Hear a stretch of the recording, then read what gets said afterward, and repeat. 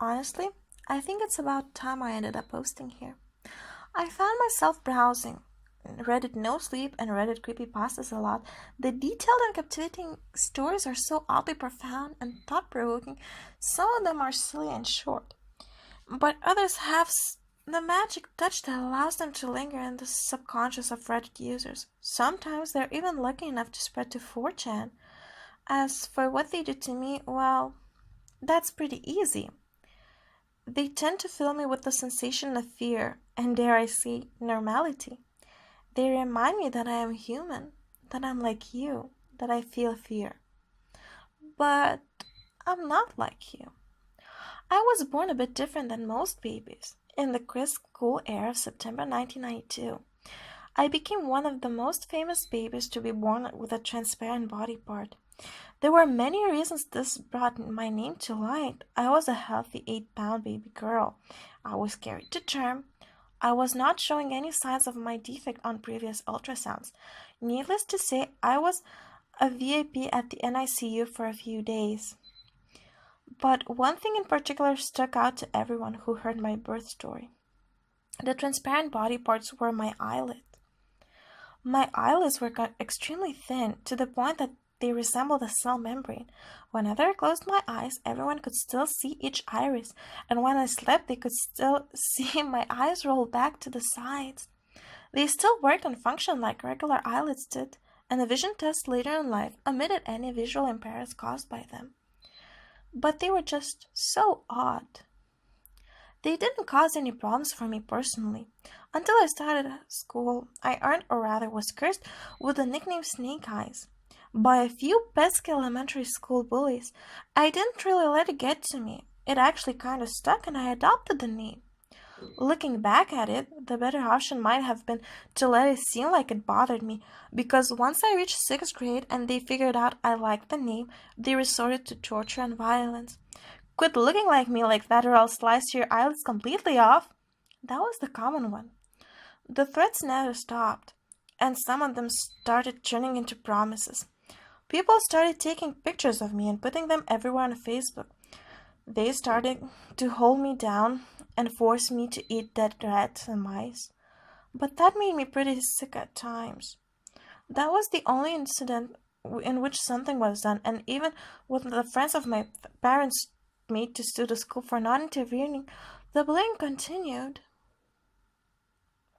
Finally, after reaching high school, it stopped completely. It seemed like everyone just got bored of making fun of me and decided to go find a new victim. It all happened so abruptly. I really don't know what could have switched them off so fast.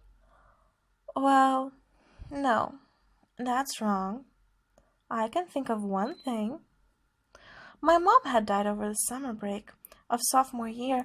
We had decided to take a family vacation to the beach. It was pretty fun, and my mom and I finally got to talk a bit since she started her new job at a law office.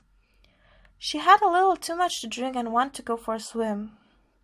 My dad was devastated, as was I, when I watched her waterlogged and lifeless body being wheeled into an ambulance. I think it changed me. I stopped sleeping after that, at least for long periods. My routine changed drastically, and I discovered Reddit.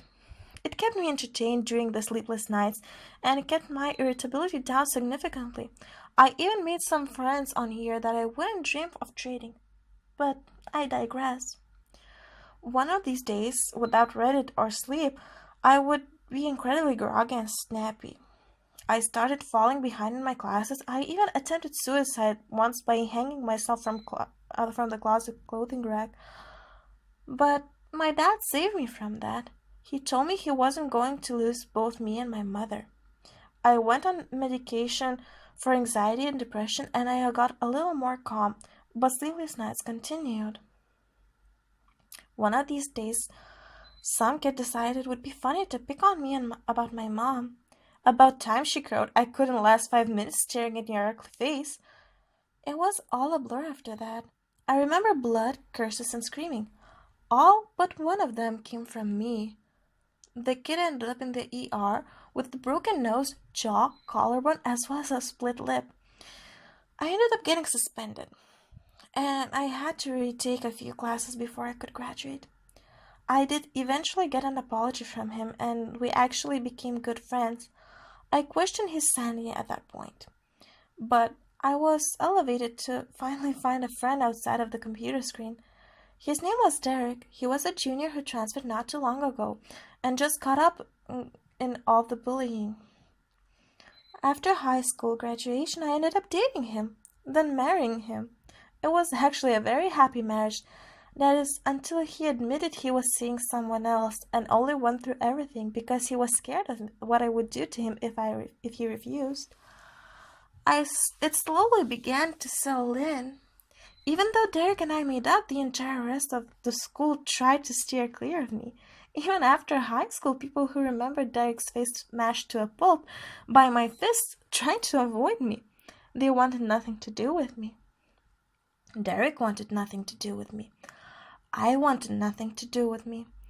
But I liked this feeling of being in control, this feeling of having everyone's respect you in pure fear, this feeling of satisfaction rolling through you as you hear screams of pain, this feeling of force-feeding Derek a live rat and practically making him choke on him. This feeling of slicing Derek's eyelids off and waving them in front of his face, the feeling of his blood pouring down my arms as I carved snake eyes on his torso, this feeling of hiding the body under my bed in my apartment and knowing my true love will always be with me. This feeling of being feared. Maybe that's why I'm always browsing these subreddits late at night before I head off to work. Maybe in such a wonderful and perfect life where I can be with my loved Derek without any worrying about him, where I can live with someone worse off than me, and where I have the gift to witness every millisecond of this life without missing it. Maybe I truly don't plan on sleeping anytime soon. Well, this one was a doozy. I hope you enjoyed it. It's written by ZorritoBurrito on subreddit, and I'll leave links in the description box, of course. And please do like, share, and subscribe if you like the video. Bye!